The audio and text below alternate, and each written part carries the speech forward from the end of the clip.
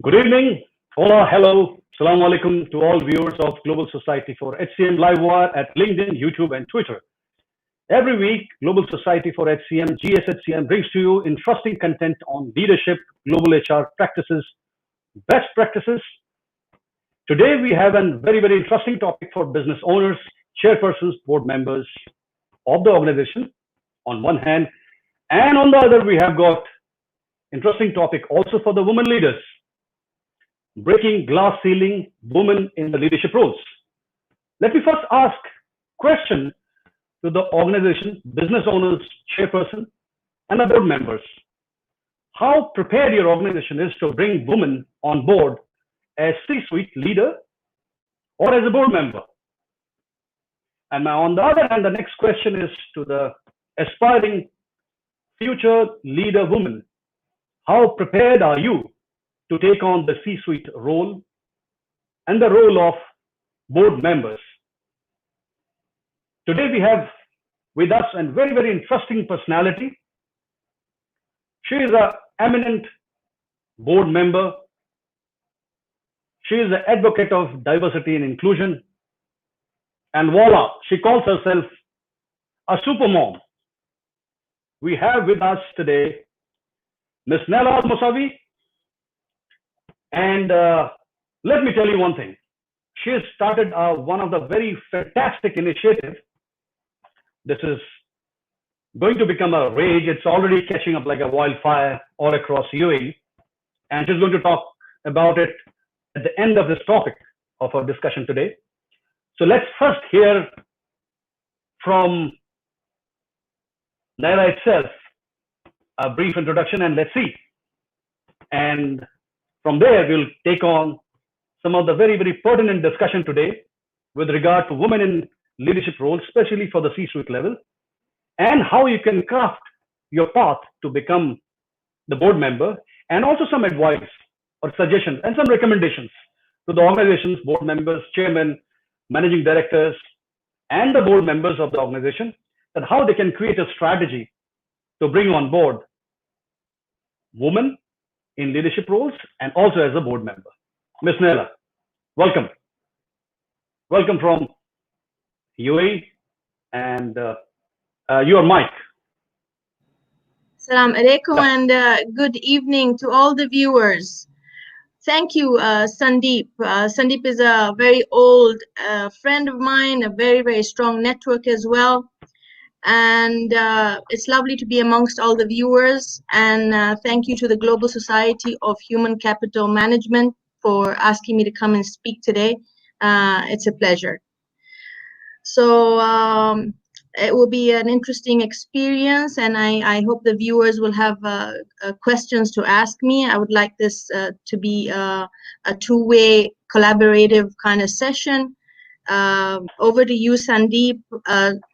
Shoot away and ask me what you want. Welcome, Naila. You're not a sitting duck today, so we're going to have a lovely discussion, and this journey going to be for 40 odd minutes, and we're going to talk a lot about gender diversity, and then women in leadership role, and then C-suite, and then career path for the women leaders, and then we're talking about your initiative that's catching up like a wildfire in UAE. Now, first, our pertinent topic, that's talked world across again and again. And most of the time, this becomes an exemplary, piece of document on the board level strategy. And it becomes a fantastic logo and a sign in most of the organizations' website that, yes, we are focusing on gender diversity, inclusion and all. But in actual, how do you see especially the gender diversity? We are talking about the diversity and inclusion, but specifically today we are talking about the gender diversity. How do you see that emerging, and how seriously are the organizations taking this in their organization strategy? So we do have lots of viewers watching today, as I know this is a very famous platform, but I also feel that I need to explain. A lot of people don't understand what is diversity and inclusion, and the importance of this in an organization, and maybe in emerging countries as well. So a quick one on what is diversity and inclusion to all our viewers. So basically, diversity is a mix in the workplace of different people varying from different genders, age, religion, race, culture background, religions, people who have different languages, education abilities, and this is what is diversity and inclusion. Furthermore, this is the diversity, and what is the inclusion part of the diversity is how we include these diverse people. And when I say abilities, people who come from special abilities, people of determination, these are the people who are very important to our business as well today. So the inclusion is having all these mixes of people working for one purpose, one goal, and one mission in an organization that brings people together, have a sense of belonging in the organization. They feel respected and valued. This is where the organization principles come in play and values come in play. And people feel respected and have a level of support and commitment, which brings the right energy to the organization and learning opportunities and growth opportunities. Now, as well, why do we have to have diversity inclusion? I know a lot of organizations just prefer to kind of keep it simple because of the barriers of communication. Let's have one nationality, people from one background, sometimes people from one village or one city.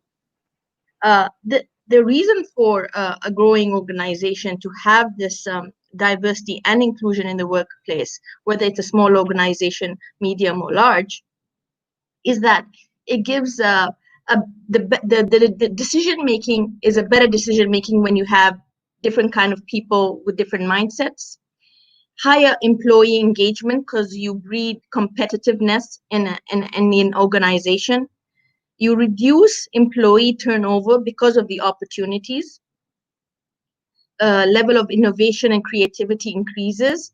The profits automatically increase because of the dynamics, problem solving, and all organizations want to be known as being diverse and giving equal opportunities to everybody, both balance of genders and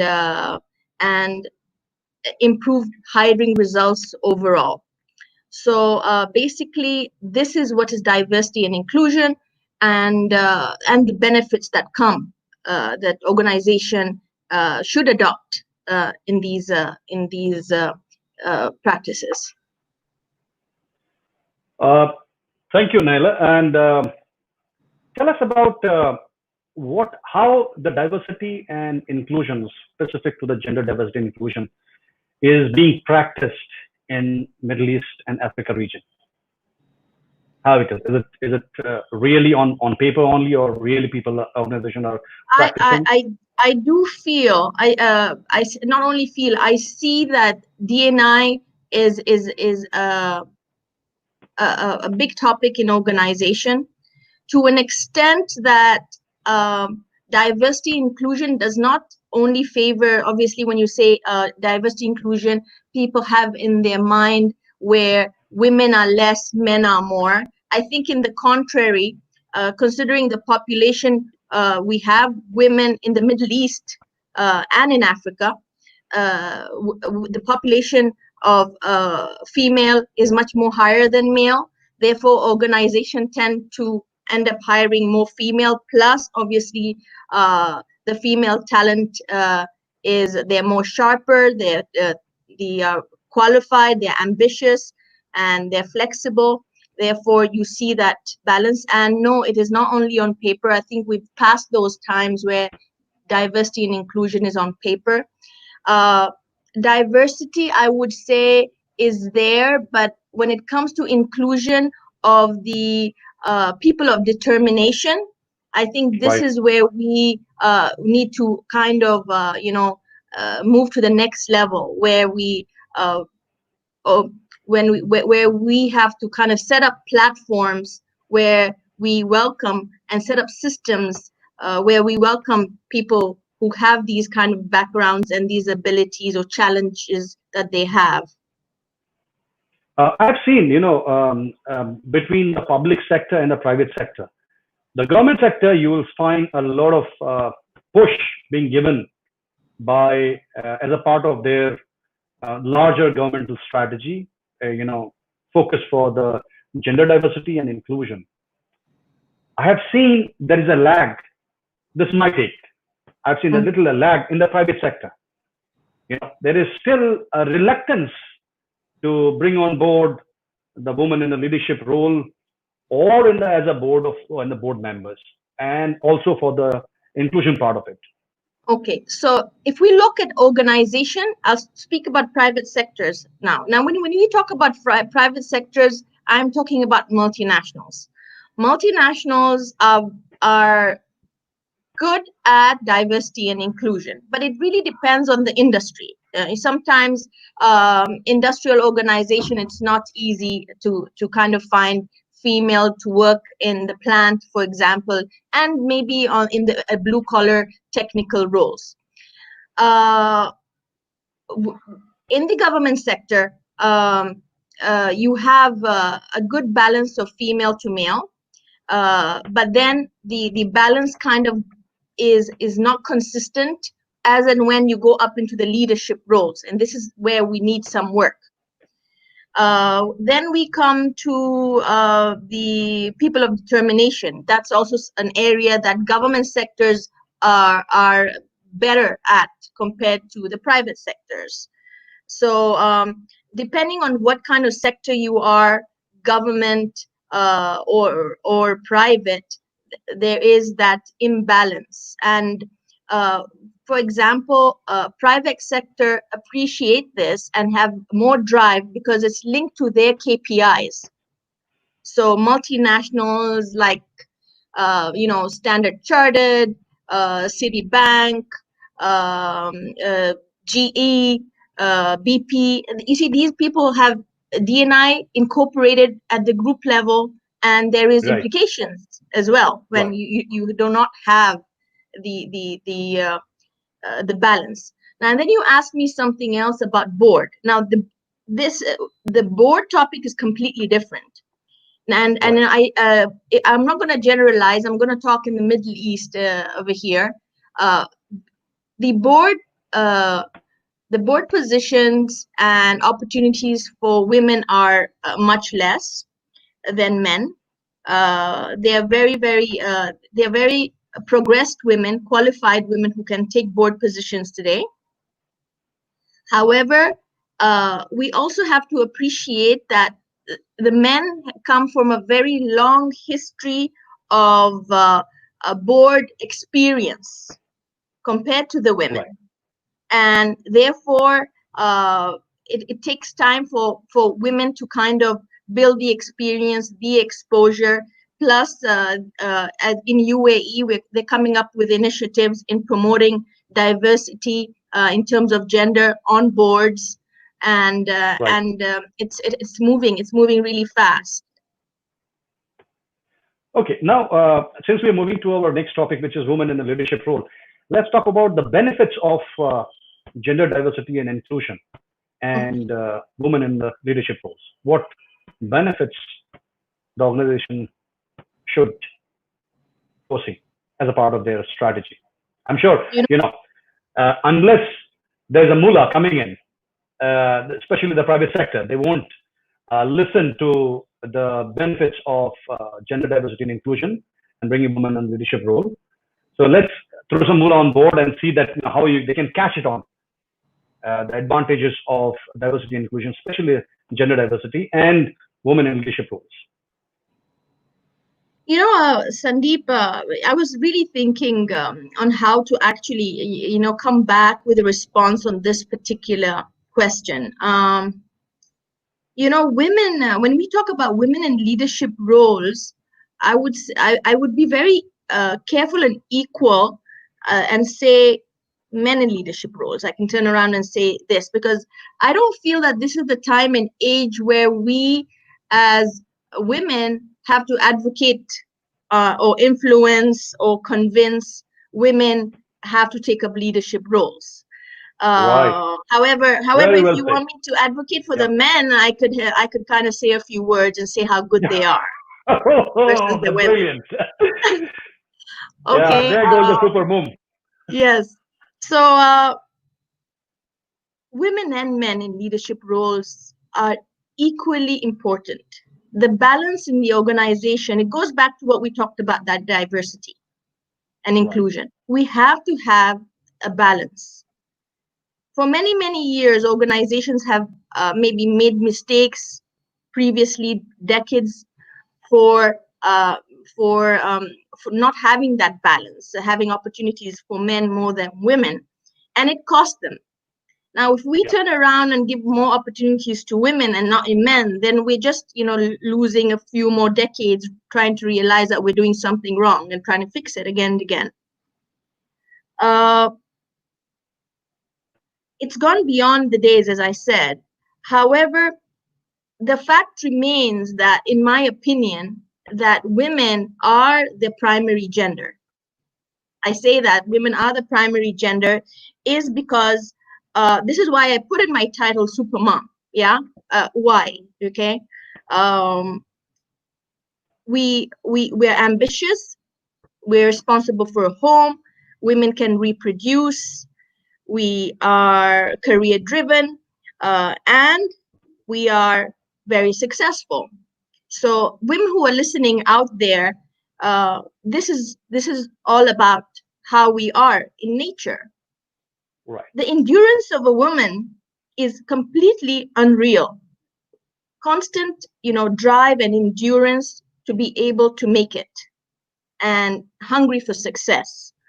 I'm not saying men don't have it, but it's just when you go to universities, when you go to conferences, when you see how COVID was managed, I just feel that women have uh, been the front line and want to give back more and more and more. So women in leadership are there, is there, and will remain there for time to come.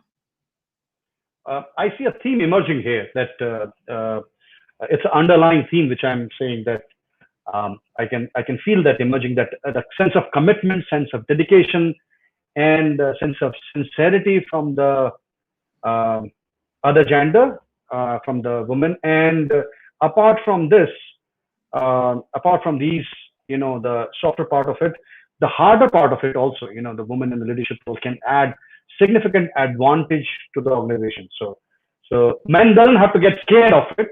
It's there. It has been there all across. It's been there at home. You know, women in the leadership roles. You cannot deny it. So why not to have in the organization as well? You know, and I see it. I feel that when I see gender diversity and inclusion being practiced in one organization, I get a huge respect for that organization. That makes me feel that that organization um, is worth going for to buy its product or services, because I feel that that's more of an ethical organization. That's the organization that would like, it wants everybody to thrive equally. This is my perspective. Maybe this kind of perspective can make an organization prosper. Not now, maybe in future. Uh, Now, with this, we are coming to the next role, women in leadership role. What's your take and advice to the aspiring women ladies who are junior management, middle management, or could be in senior management, who wants to go to the next level, that is C-suite level? So, how do you recommend or suggest that women should prepare themselves not only for leadership roles but also for the C-suite role? Because from C-suite, then we're going to progress with the board member. Okay. So first of all, I will talk a little bit about leadership and then give examples on how, on a few tips. So in women in leadership positions, in leadership positions, we in an organization we have three kind of pools of population. Okay, globally we have people who run the organization. I call them the executors. These are our soldiers, and they bring almost 70% success in our organization today. They are so critical. 70%, value they would bring to the organization. Then we have the leaders. Leaders are very, very critical. They are vital, and they work their way up to a C-suite or a boardroom role through experience, self-development, and so on. Then we have a third pool in the world where we have the lucky leaders who fall into the boardroom or C-suite positions by luck. I'm not saying they're good or bad, but God help us with them. Some are exceptional, and some are still learning the ropes. So we have three categories of people. Now, for the people who are executors, they some of them just want to remain executors. They're soldiers. They're good at what they do, and they want to work their 8 to 5, 9 to 5 jobs, and they want to go home, which is highly understandable. And they bring a lot of value and key to the organization. When you don't have these people, I think it collapses the organization. Then comes some of these executors. They start as executors, and then they become frontline supervisors, managers, and managers. Someday they become the leader. Now, I have the tips that I have for these managers and leaders from the day they have become executors, or some viewers who are in the managers level, they want to become big leaders, or they are team leaders or supervisors, or maybe just a receptionist who's interning but has big dreams and ambitions. I've been hearing a lot about people working on their short-term plan, mid-term plan, long-term plan. I don't believe in that, setting plans in that way. We the world today, Sandeep and viewers, the world today that we're living in changes by the minute, and I think we've all been victims of what has happened in the past 6 months. So making your short-term, long-term, mid-term plan is an overdrive. So what I suggest is that each individual, as soon as they graduate from school, or they who are ambitious, they should put on paper and stick on their wall or their mirror their 3-year plan. What do they want to achieve in year 1? What they want to achieve in year 2, and what they want to achieve in year 3. At the end of the first year, they have to revisit their ambition, and they add the 4th year, and then that's how we move on. Maybe in the next few years, we will only be capable of doing 1-year plan because of the market conditions, because of the opportunities, and the economy. Each and every individual, in my opinion, for their growth, for their learning purpose and development purpose, should seek a coach and a mentor. I think this is a very, very critical piece where we overlook. When I say seek for a coach or a mentor, doesn't mean that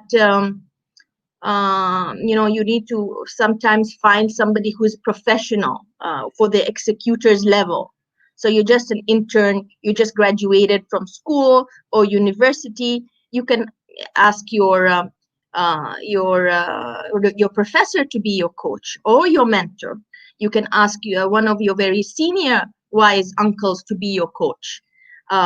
People that you respect in your community. Or today the digital world is so broad, and there's so many experienced people who would be very happy to be coaches and mentors if they are approached.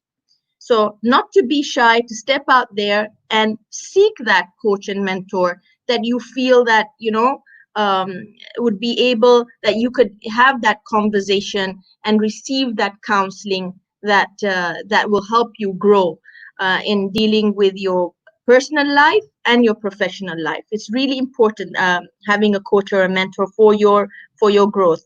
I didn't have a coach or a mentor for at least 10 years of my life. But when I actually started to to be introduced to this concept in the multinational world, I said, "Oh, this is just fantastic. I mean, where were these people in my life before?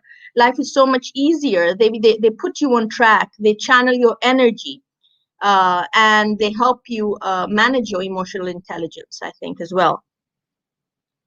Uh, One of the things that we also don't do well is building our networks. And the world, as I said, of the digital world has moved on, and I'm telling you, I've learned so much about the digital world in the past 1 month. It's just unbelievable. You need to find an interest and a passion as in what you truly feel that you're interested. It could be something that you like to do in school, in art, maybe join a fundraising, donate to an orphanage, but not just donate and that's it. I've done my job. Truly being involved, going and helping helping in the weekends at an elderly home. You find what makes you truly happy and peaceful. We need to have that integrated in our day-to-day life, where we give back. It's important for individuals who are growing to have that mindset. One of the things that unfortunately is not practiced across all organizations as well, Sandeep. Sandeep, if you've got questions in between, just ask me. Yeah. Yeah. So let me. So you gave me a wedge of time. So there were some questions that's coming up from the viewers. So Muhammad Faisal Ansari says, diversity by gender doesn't matter in Gulf due to localization and Southernization. That's one question that's come up. Second is Preeti says, Preeti Shinoy is a chartered MCIPD CPHR, and she is one of the fantastic HR leaders, which I can vouch for. She says, how do we overcome unconscious bias in the organization? When somebody goes for the leadership, especially for the C-suite level or on the board level, you have certain underlying unconscious biasness that, hey, guys, shall we hire a woman in leadership role, or shall we bring, that kind of a question, which is not over, but it's, it's on a subconscious level that plays in chairman's thoughts or the managing director's thoughts or the board of directors' thoughts, or at times the HR head's thought or the business head thoughts that, this kind of a unconscious biasness. Okay. How do we overcome that? That's I'll ask a very, very pertinent question. Yeah. I have because I may forget the other one's name. Let me start with Faisal. Gender diversity doesn't matter in the Gulf due to the nationalization. Now, yes. Gender diversity was not so important earlier. Let me take since you said Saudiization, let me take Saudiization. Once upon a time, the population of Saudis versus others was much smaller, considering this is a very, very big country, number one. This is a typical emerging country where it requires lots of workforce. So at one stage, they have to hire so many people to get their business running, their operations running, and so on. Then comes a time where the population of Saudi starts increasing, they become more developed, they're becoming more educated. So as a nation, which I completely agree, they have to start working on providing opportunities for their own nationals. Because if you have your nationals parked, and then, or a certain percentage who are not having opportunities, or are sitting at home, who end up packing their bags saying, listen, I don't have any, I'm not getting opportunities, I want to leave my country, then culturally it impacts the Arab world, that country as well, for not being able to provide opportunities for the emerging talents, national talents. It is very unfortunate. Yeah, yep. It's very unfortunate because yep. I know that this population who actually helped emerge the country to a certain level yep. Have put in a lot of hard work and effort, and they've lived there for maybe 20, 30 years. But unfortunately or fortunately, you have to surrender at some time and step back and let the nationals of the countries take over and lead their countries the way other nations are, whether it's Africa, whether it's Pakistan or India, and so on. Completely agree. Completely agree. Answer to Faisal. And the other question about the bias, who was it? Yeah, Pratishana, she says, how do you remove the unconscious biasness? It's not there. People, they don't talk, but somewhere down the line, the mind talks that gender diversity, or the breaking, women in leadership roles, for a lot of time, for the leaders, that shall we hire? There's a question mark that's come up. Her name is Pratishima, I think. Pretty. Yeah, Preeti Shenoy. It's a good lady. Yeah. Yeah. Yeah, Preeti Shenoy. Yes, she was chartered and CPHR. Preeti Shenoy. Now, the first thing that you should be not be concerned about is the unconscious bias. It's just one of the things that women, because of our high emotions and emotional intelligence that we have, these kind of things slips through the filter, and it gives us an alert. Oh, should we be concerned about this bias? Should we not? Right.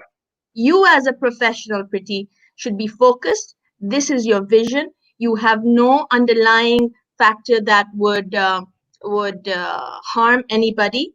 You're a professional. You are qualified, and you have a path, and this is what you're going. Whether who feels what and how they feel about you, and if they're going to take you for the role or not, shouldn't set you back. Yeah, and one more thing I would like to add, Naila, is things are changing. I have seen the Middle East grow, the Africa grow, the world grow over a period of, you have seen, how things have changing. Yeah. The mindset is changing altogether right now. So from the perspective of the potential candidate, they can, when you're facing the interview, you should go full out, full throttle, as if you're going to take on the leadership roles. You don't have to, worry about that, what the board member will see or what the leadership will see, and what they might see that, you can or you cannot. It doesn't matter. It is immaterial of that. You must go as an ideal candidate. You must go as a potential candidate, and you must go full throttle for that role. And you must project your not only your credentials, but also achievements and how you can add value as equal gender to the organization, And I've seen a lot of time people have been preferring to take women in the leadership role rather than men, so that they can do the balancing act in the organization, because they have already a good number of men, and they said, okay, let's have women also in leadership role. And when they see that the advantage of that, when they see the commitment level of dedication, sincerity coming up, and this push, this leads to other business heads also to take on the decision to bring on board leaders. Now, with this, we come to the next very, very interesting part of our discussion. That's called a board level. Now, that's a altogether different ballgame. But before that, that's interesting. We would like to hear something from you. You have three major designations today: supermom, board member, HRD counselor. How are you fitting all these? How are you making it happen? I don't think I have a right answer for this. It's just one of those things that I think not me. I think any women, a woman would have in their DNA to make things, to have a balance, and as well the level of endurance I say women have. It's just it's very unreal. So sometimes I when I say I'm super mom, I'm exaggerating. I'm trying to be funny, but it's really it's an honor to be able to have a home and a family and wonderful kids and a supporting husband, and being able to have a career, and in addition to that aspire to do more, and now it's come a stage where I would like to kind of channel some of my energy to give back to the community. And just hold on there. One thing, before we started this discussion, you said very interesting topic, a very interesting, statement that your daughter inspired you to write this super mom. What's your daughter's name, please? My daughter's name is Shaheen Abbas. Yeah, Shaheen said, inspired you to write this super mom. Yes, just tell us about it. Shaheen is a medical student. She's in her 4th year at the University of Aberdeen in Scotland.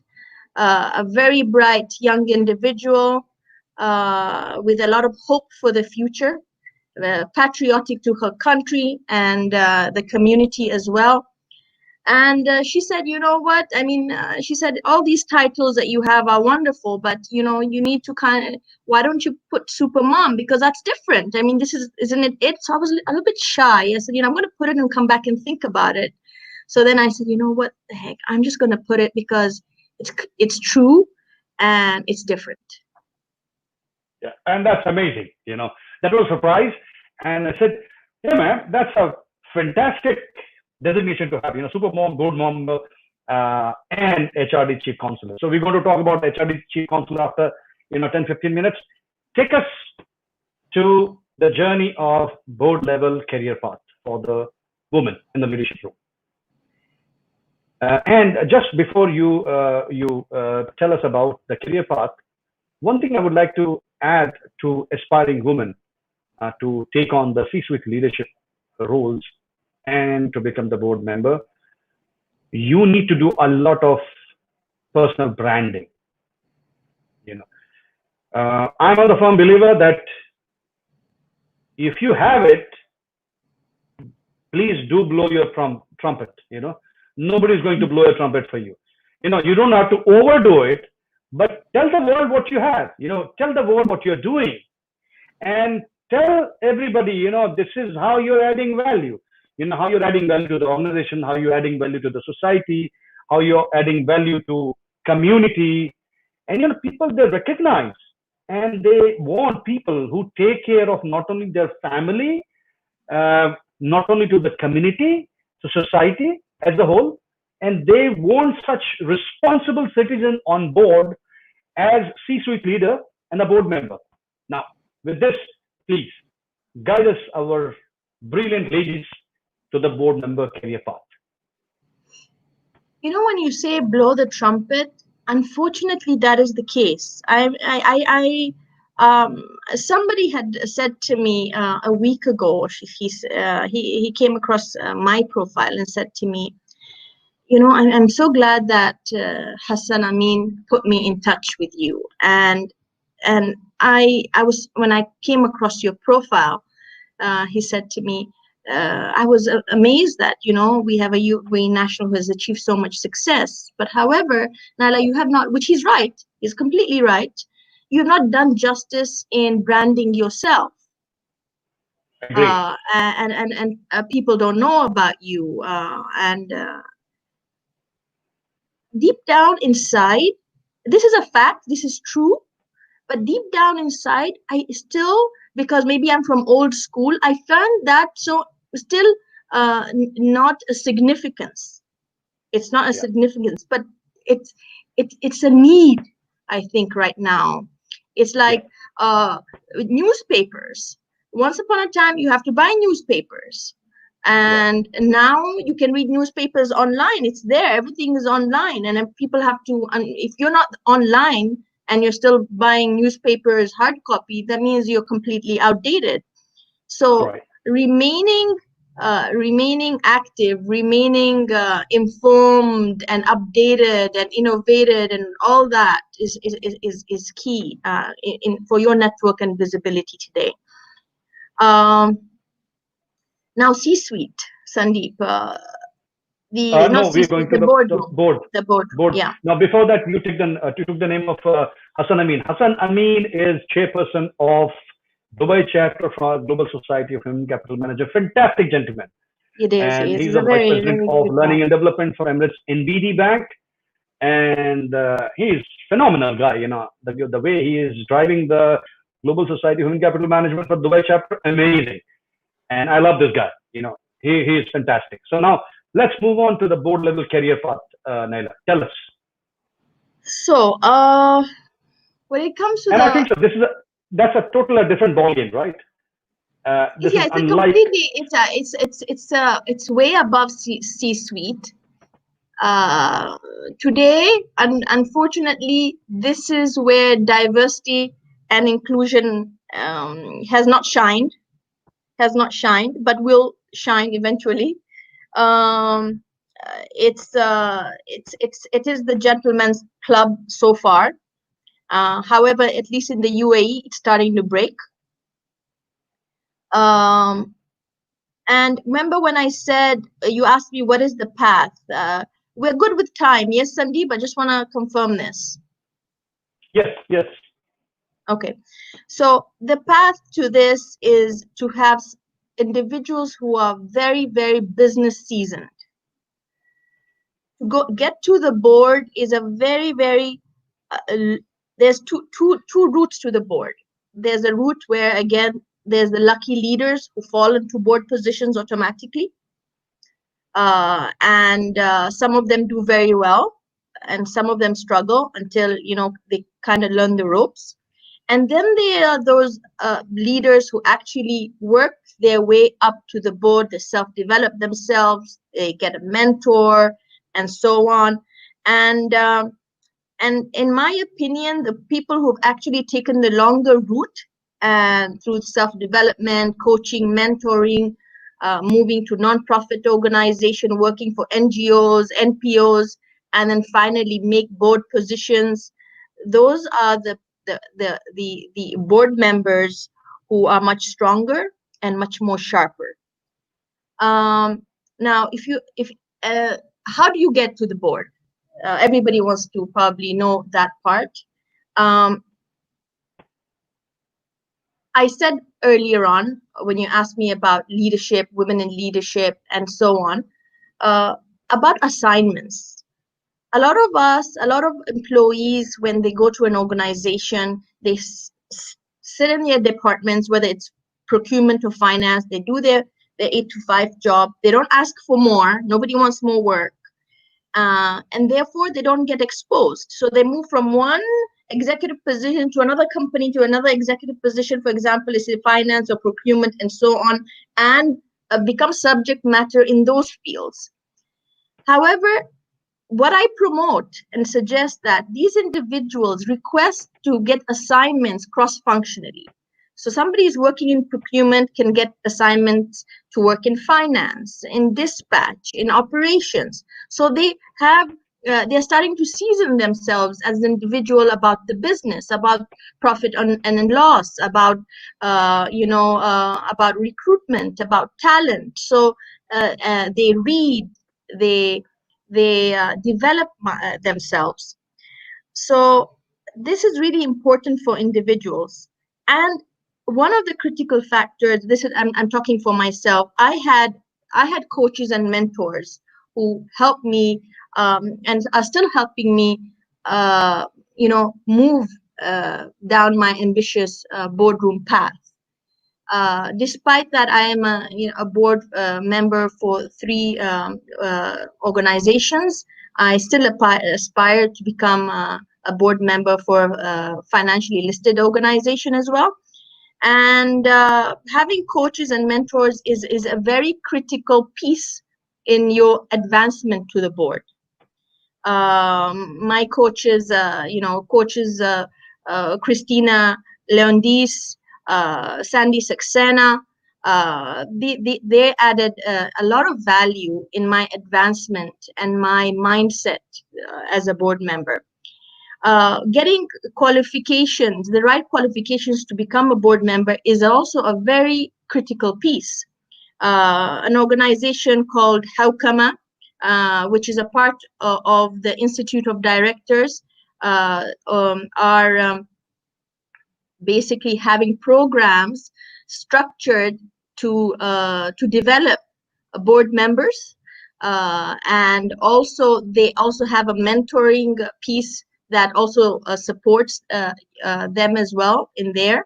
They have a fantastic team over there that you can also leverage. So a combination of having coaches, mentor, qualification, having drive, having been seasoned in different departments, so you know how an organization works, because the board sits on top of the C-suite. Your networking, that should also be another piece, another integration, and how you become successful, so people know who you are, what you have to offer. And basically these are the things that would complement you as a board of director moving forward. There are some questions. Can we take one, Naila? Yeah, sure. No, I'll say supermom. Yeah, that's more relevant now, right? You're first. Yes, go ahead. Okay. Talib Hashim.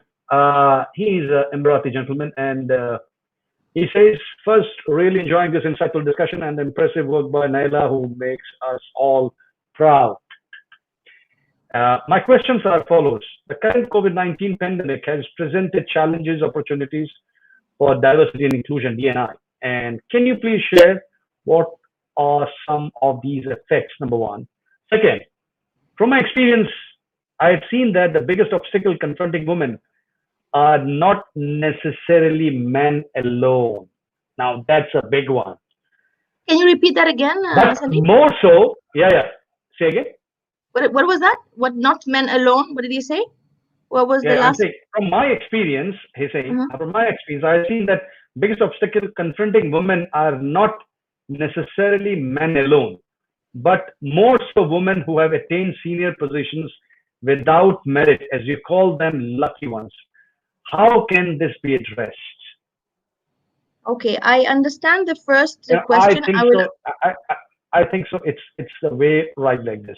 So he's saying that men who are there as a chairman or a board of director in the C-suite, they would like and would recommend and they want women on board as a C-suite and board members.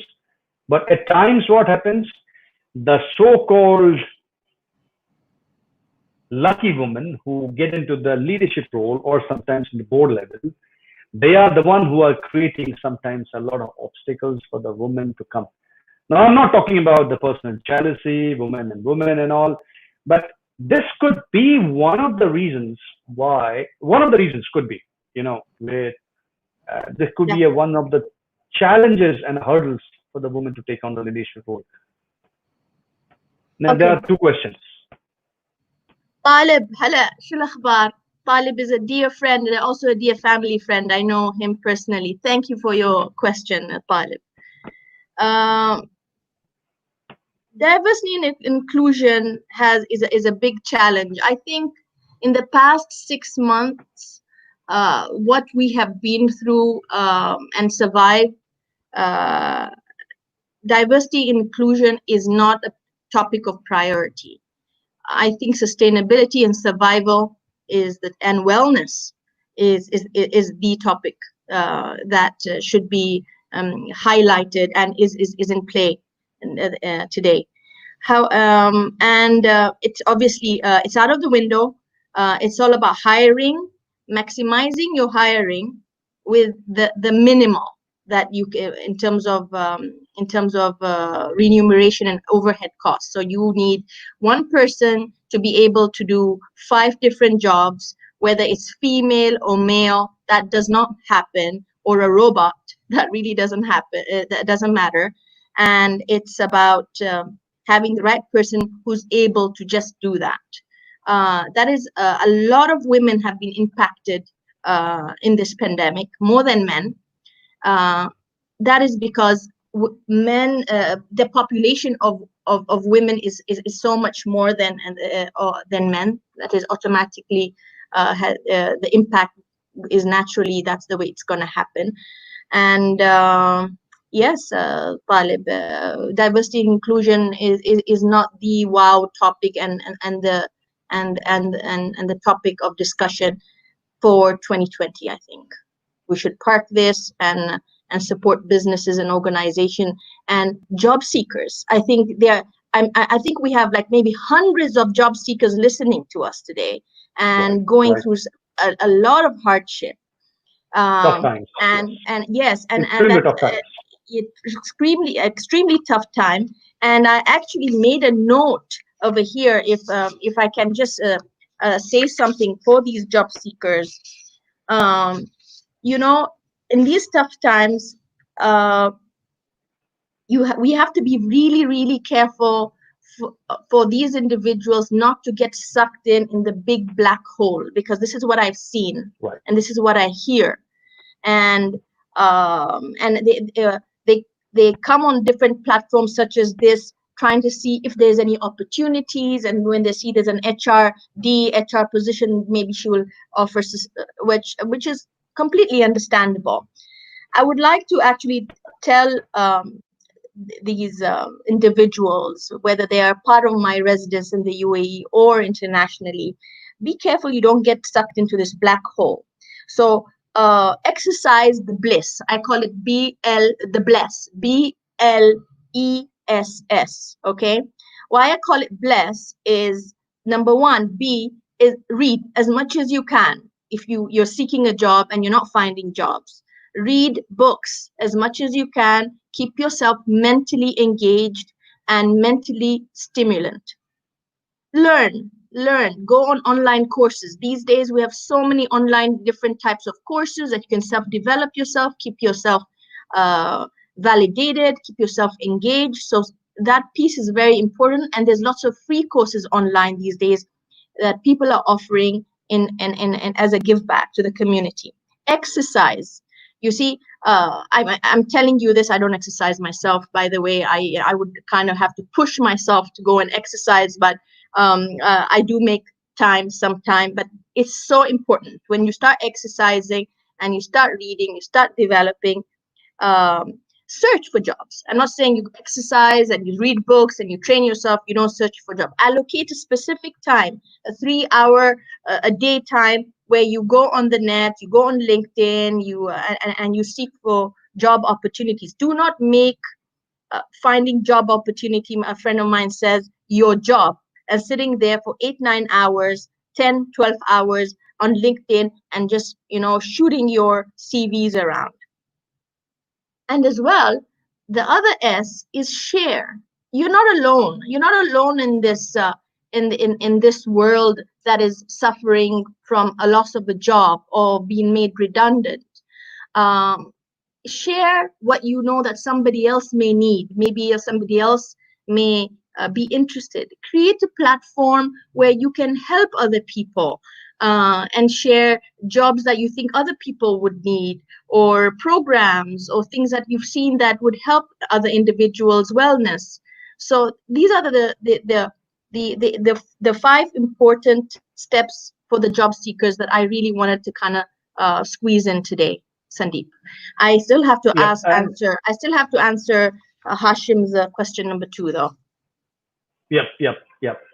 I would I'll like just to add go one ahead. more thing in your first question. We have got only 5 minutes more to go. You have said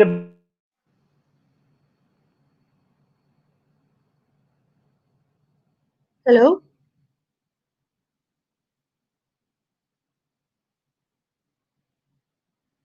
Sandeep.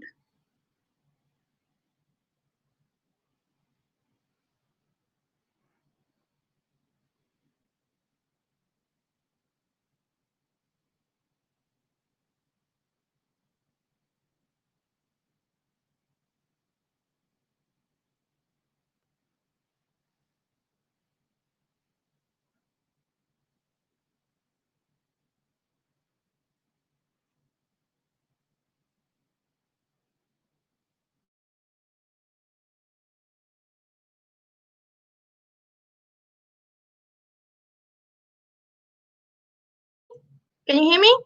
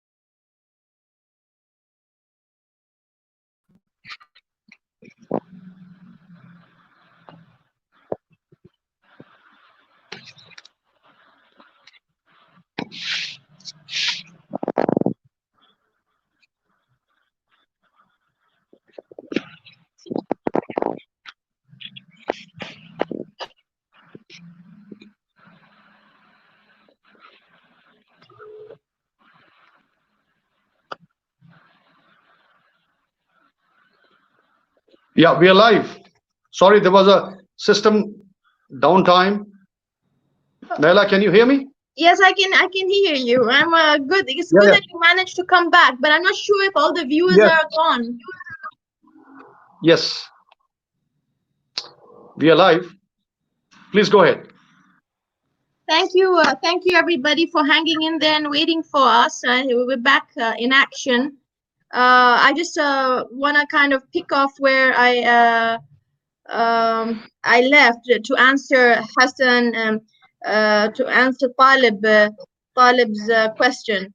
It is saying that not always, the chairman and the stakeholders are basically uh, happy and looking forward to having a potential female representative on the board, but it's usually the lucky woman on the somewhere there in the backstage that kind of blocks that opportunity. Very well said, Talib. Not always a woman will be your advocate, and I think unfortunately, this is the case today. There's a big slogan out there I see everywhere: women helping women. But I actually I do see it, but I seldom see it. So I think we need to kind of be independent when we're seeking opportunities, not to feel shy to approach the chairman and get into touch or email them about your profile, represent yourself, find somebody that you can trust to represent you and your profile, and work your way around these lucky women. They're there. They're obstacles. Men are obstacles. Women are obstacles. And unfortunately, I think this is becomes an advantage to the women, to the men versus women, because men support men where women do not always support women. And that is the fact of life. So now, Naila, that takes us to the last and most important part of giving back to the society. And we know that you are doing a phenomenal work through your initiative. And tell us about why this is important. Giving back to the society. Why not the continue in the board of as a board member or C-suite and then retire? Why it is necessary. And what advantage does it bring? Yeah, go ahead, Uh, please. Sandeep, first of all, I am still an active board member and will continue to pursue my path as a board member or any other opportunity, C-suite opportunities, right opportunities that present itself. However, I think as individuals, whether we are nationals of the UAE or residents of the UAE, it's a mandate that we should have this ingrained in our selves, that we should give back. We have to give back, and it's a part of your own development, because you grow and you grow and you grow and you take and you take and you take, and it's time to give back as well. And why this initiative? The initiative is called Amal, Counseling for a Better Tomorrow. And it's a counseling platform which has a permit from the DED, of course, where we counsel individuals, and it was born because of the pandemic and the distress where people have lost their jobs, lost their health, were impacted, whether they were impacted by the COVID, infected by the COVID, they've lost their businesses as well. It provides different kind of counseling disciplines, whether it's family counseling, child counseling, grief counseling as well. So it has various disciplines. It was a part of my long-term plan. As I said, there is no long-term, short-term, medium-term plans anymore. A plan is a plan, and when you get an opportunity to execute it, you need to jump and do it. And I really hope that it's a free of cost initiative. Of course, it's a non-profit, and people should take advantage and book sessions to be counseled, to get advice, whether it's career coaching advice. We've got lots of good coaches and representatives that can help women and men. Again, it's not only women-centric over here. Develop themselves and seek opportunities to move forward, and also on their personal end as well, to kind of help them out there. Thanks, Naila. And we are sorry for the viewers that there was a glitch in between. There was a small server crash, and we could recover back. Naila, thank you so much for today's fantastic live wire discussion. You brought a lot of pertinent point with regard to D&I, career path for women in the leadership role, challenges for as a board member, and giving back to the society. And we do this live wire every week from the Global Society of Human Capital Management. We thank you, Naila, and we wish you all the luck for your initiatives. And may God bless you and continue. You're doing a fantastic and phenomenal work, not only for the organization, but also for the society at large. And with this, we thank all the viewers for being with us and for being patient for today's glitch. And our sincere apology for that. Thank you, Naila, once again. Would you like to conclude a few words before we yes, part? Please. Sandeep, do you remember the poster with the counseling platform? Can you put that on, because if people would like to kind of the telephone number? Yeah, the telephone number is actually not showing because of the broadcast powered by Global Society is there. So whoever's listening, the contact number of the Naila counseling. Oh, there you go. Thanks, Sandeep. So anyone who would like to know more about this Amal counseling, they can contact at this number. And Naila, she will be glad to support and help and provide all the details with regard to the counseling. Thank you, Naila, once again. Thank you, Sandeep. It was a pleasure to get together. And thank you, viewers. I hope we all stay in touch. Take care.